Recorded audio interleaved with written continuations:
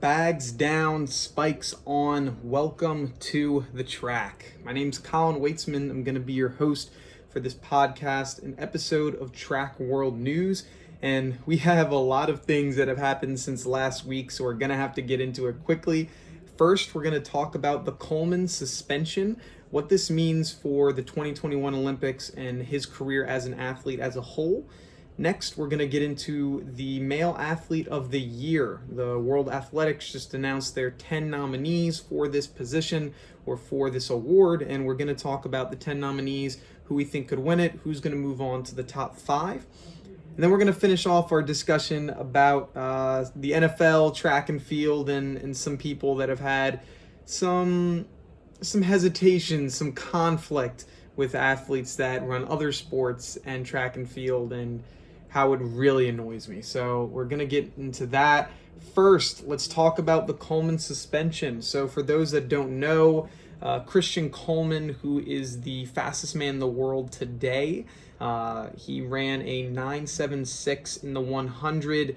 He has recently been suspended for 2 years because he missed a third drug test in a row on December 9th. We discussed this, I believe, in the first episode where we talked about potential athletes that could take over Usain Bolt's reign or crown as the next face of track and field. If you're interested in that discussion, go check that out. But this is awful. This is what I was fearing most for him, that he would be serving a ban, and the fact that it's 2 years is huge. That means that he won't be able to compete until May 13th of 2022. That seems like it is a lifetime away, and there are a lot of meets that are going to be happening in between now and then. So he's going to be missing this. For any, if it means anything, the AIU, which is the team or the group of people that are responsible for drug testing the athletes, they mentioned that despite the suspension, quote, "there is no suggestion that the athlete has ever taken any prohibited substance." So what does that mean? Why would he be suspended for 2 years if there's no suggestion that he ever took any prohibited substances? Well, according to the World Track and Field Association, if you're an athlete that competes on the international stage, you have to be available 365 days a year in order to be drug tested. So you have to provide an hour time frame as it goes that you can be drug tested, so they know your locations, they know your whereabouts, and if they decide, hey, we're coming to your house to drug test you for whatever reason, you have to be able to be there in order for them to provide that. And there was a conflict where the person that was drug testing said that they were at his house, but originally Christian Coleman mentioned that they weren't even at his house or somewhere else, and so it was just a big misunderstanding, and that's the reason why they didn't know where he was. And then there were texts or emails that came out that show, hey, maybe that's not exactly true. So it's all over the place with what happens, and it stinks that, hey, they even say there was no suggestion that you took some substances, but you're still gonna have to get suspended because you're a knucklehead and you weren't paying attention to the rules. So whether he was taking illegal substances or not, he's going to be missing one of the biggest years in track and field history, with the fact that it's the first Olympics without Usain Bolt, and he was the favorite. Now that opens the floor wide up for a whole bunch of different athletes. If I had to put my money down, I'd say Noah Lyles is now the favorite. He's having a great season right now, and I see it transitioning into the 2021 year of him having a terrific year that year as well.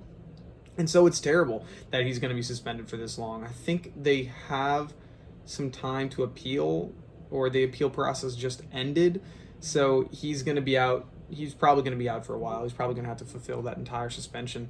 And it stinks for the sport that one of the biggest names and one of the potential biggest names for a long time coming, he's just 24, is going to be out during the biggest meet of the year.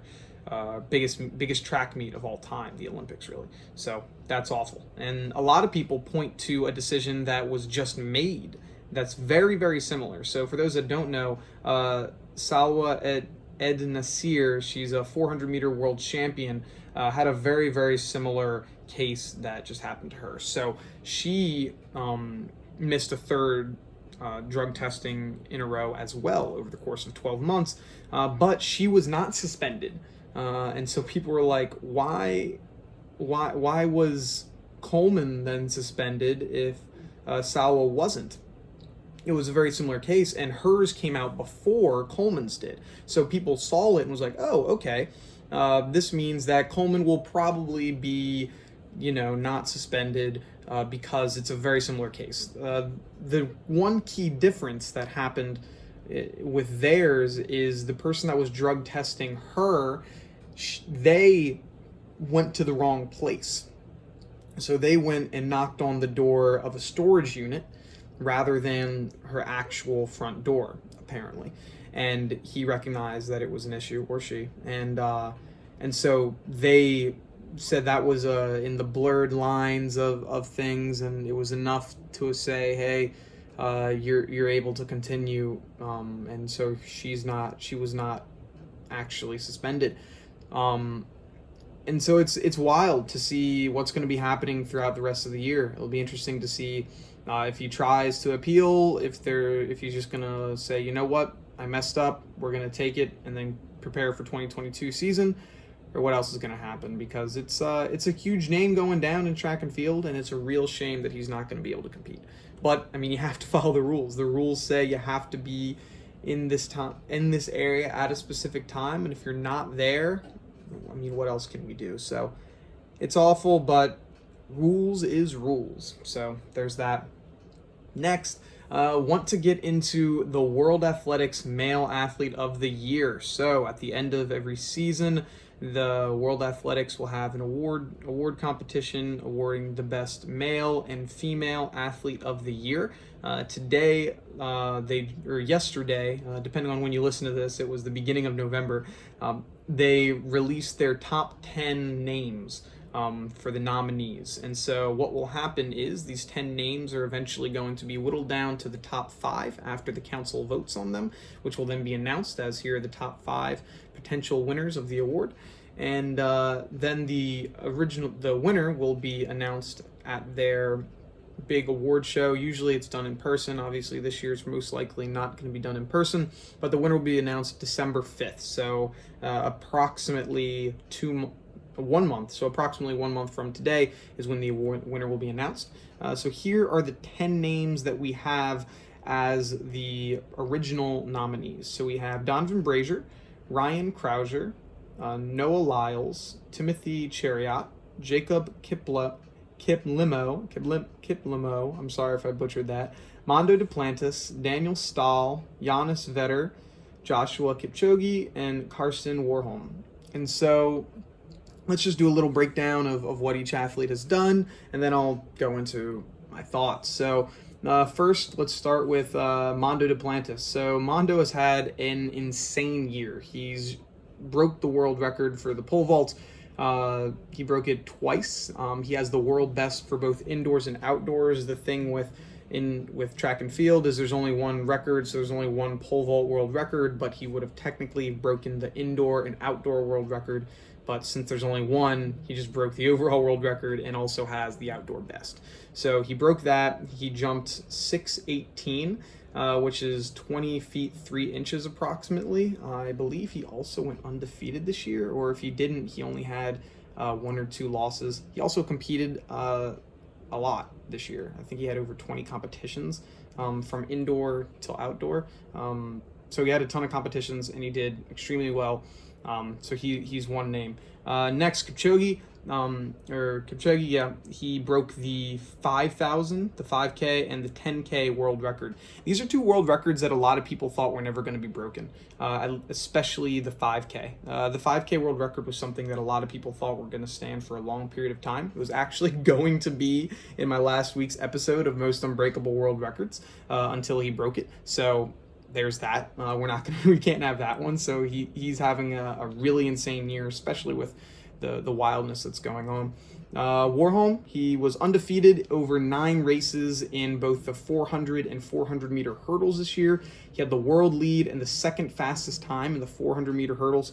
He's an emerging talent I believe out of Norway, who has a real potential to be really dangerous in the long sprints and hurdles. And the fact that he's doing this both in the hurdles and the 400, we haven't seen that in a while. So will we have the first person to win an Olympic gold? I believe it's the first person ever. Go fact check me on that in the 400 and 400 meter hurdles.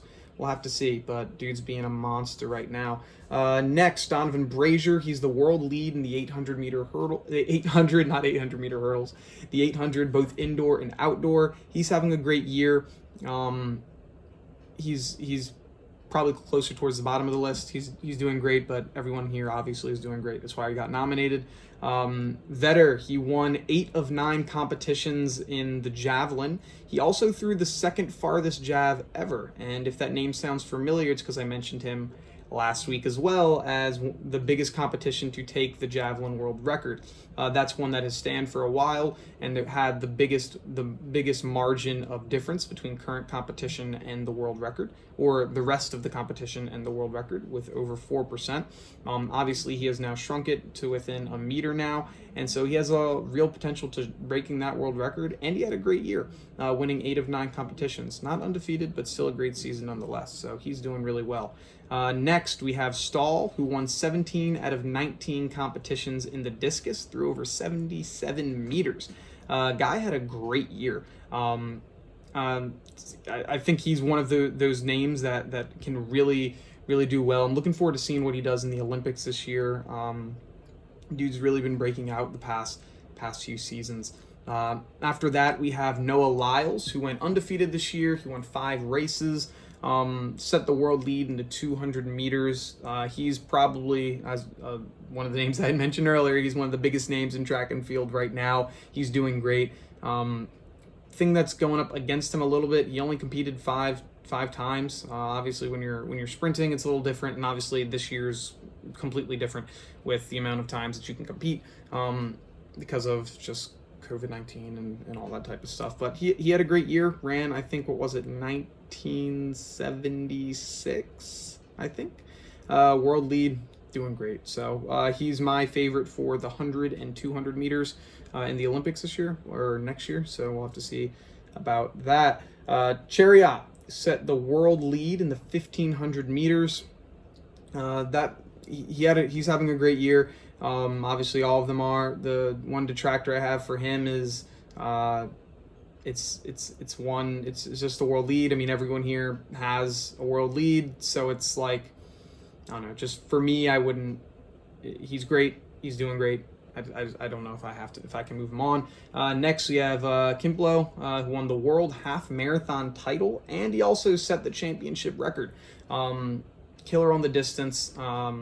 Unfortunately, I don't know a ton about him. I need to learn a little more about him, but yeah, I mean, won the world half marathon title. That's great. And he also did really well in the 3000. I think he had the fastest time since 2007. So he's versatile in what he can run. Krauser, undefeated in shot put this year. He had over 10 competitions. He also threw the world lead. He's also a name that I'd keep an eye out for with the Olympic champions. I'm gonna say I think he has a chance to break the world record pretty soon. He's been throwing really well.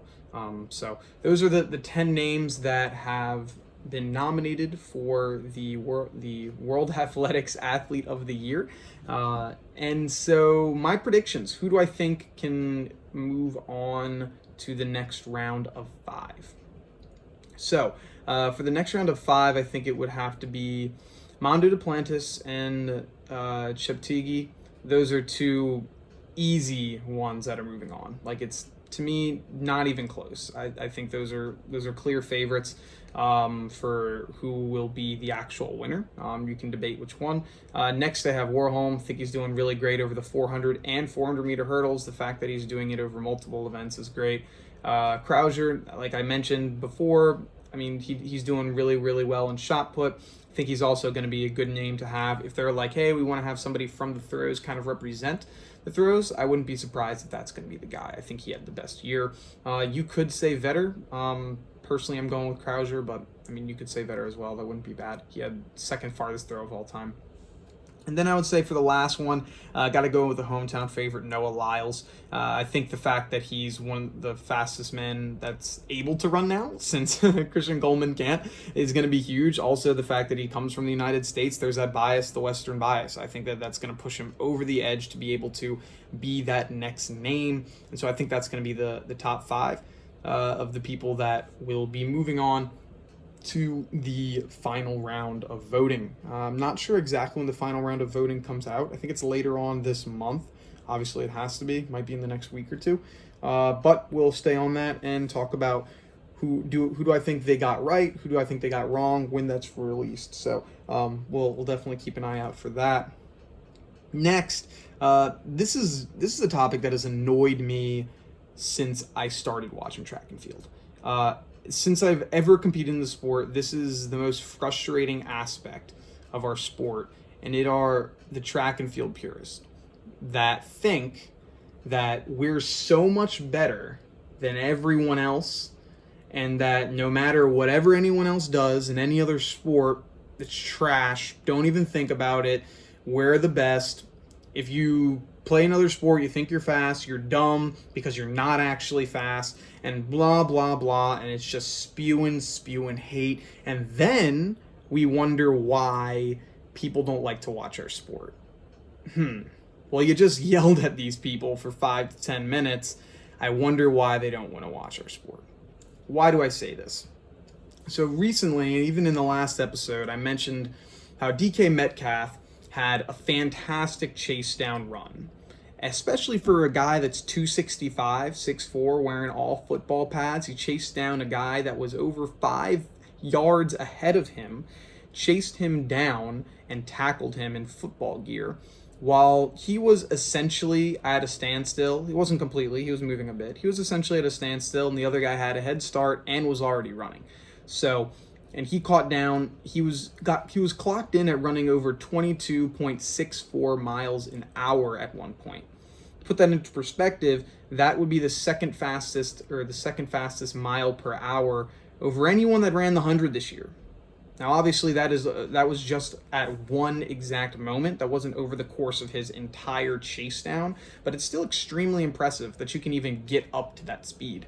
And I was so annoyed because I'm looking around the track and field world and I'm seeing people that are calling out what he did as it's not that impressive, not that fast, and big names too. I don't want to say who they are, but there's some big names in our sport that we're talking about and diminishing what he was doing.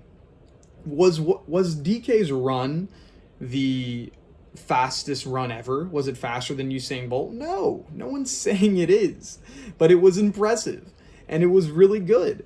The issue that I have is that people are trying to celebrate this and compare it to track and field.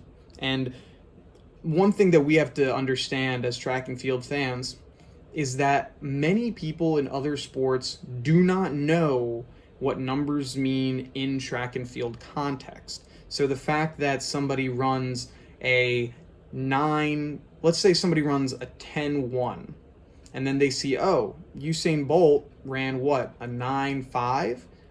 That's pretty close. That's a half second. That's like that.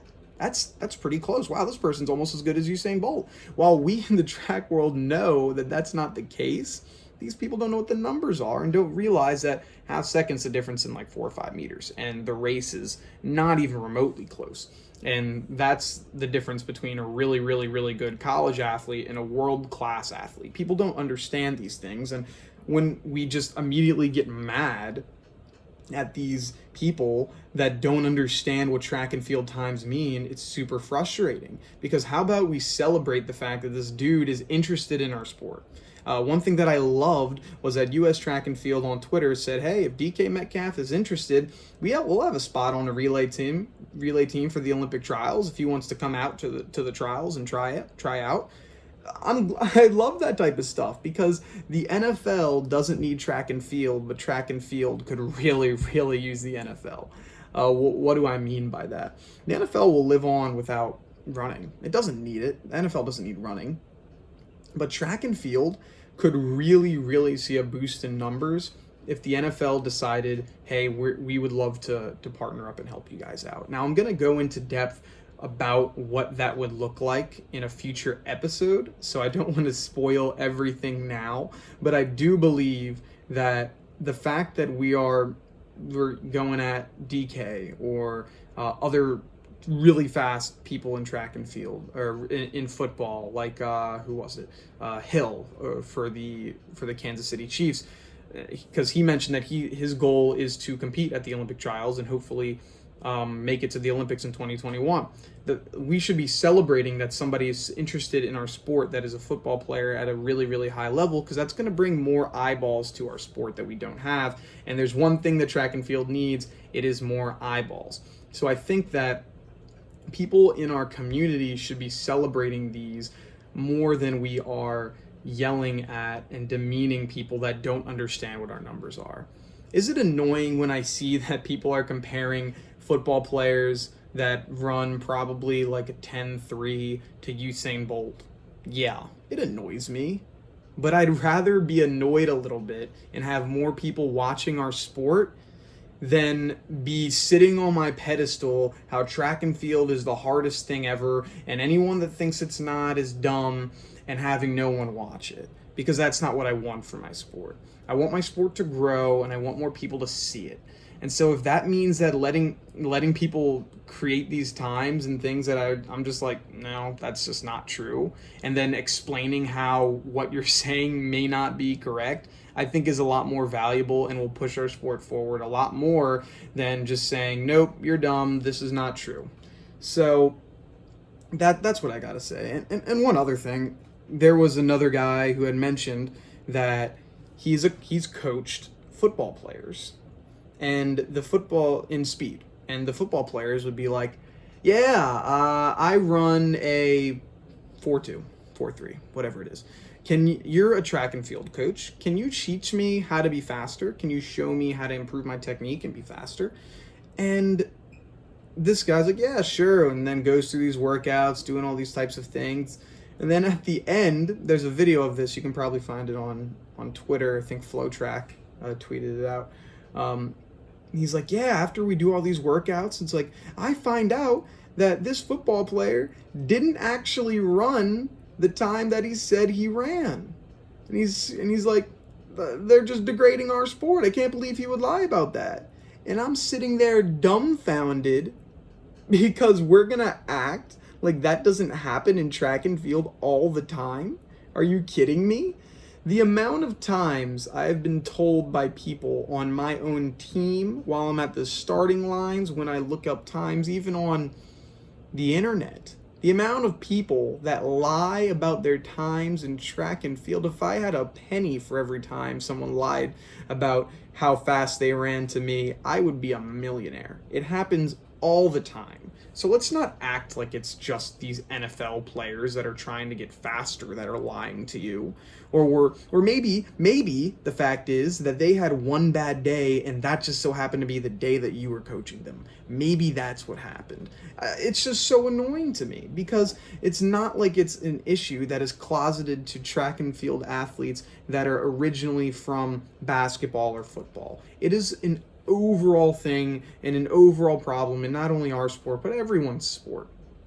Everyone lies about how, oh yeah, no, I'm a baseball player and I hit 300 when you look up and they actually bat 250. Or, yeah, I shoot 80% from the free throw line when they really shoot 60. Like, people do this everywhere. And so to act like this is a closeted issue for those that are football players but actually are trying to run track is just nonsense, and it's annoying, and you're turning more people off to the sport when you get on your high horse about it. So can we just celebrate the facts that people are interested in our sport and not turn them away? Because if we stay on our high horse, sure, you won the battle and you're right, but you lost the war because no one wants to watch us. So, like, let's pick and choose where we're going, because it's so annoying that we're winning all these battles on Twitter, but nobody's watching our sport. So please just pick the battles to win. And that's where we're going to end today's episode. Sorry I went on a little rant there. But yeah, that's the news for today. If you like the episode, make sure you share it with a friend and tell your friend to share it with a friend. Subscribe, follow, do all that good stuff. If you're looking for extra content or you would like to see the visuals of this episode, because today I have shaven my beard for No Shave November and definitely look like a child. If you'd like to see that, you can tune into our YouTube channel, which is Track World News, or you can look up our Instagram account where we'll be posting other news and other clips of the show, which is Track World News as well. Thanks a lot for listening. This has been fantastic. Looking forward to chatting with you guys next Tuesday, where we will just be discussing NFL relationship with track and field, as well as I'm sure there'll be plenty of other things. So thank you, everyone. Have a good one, and peace.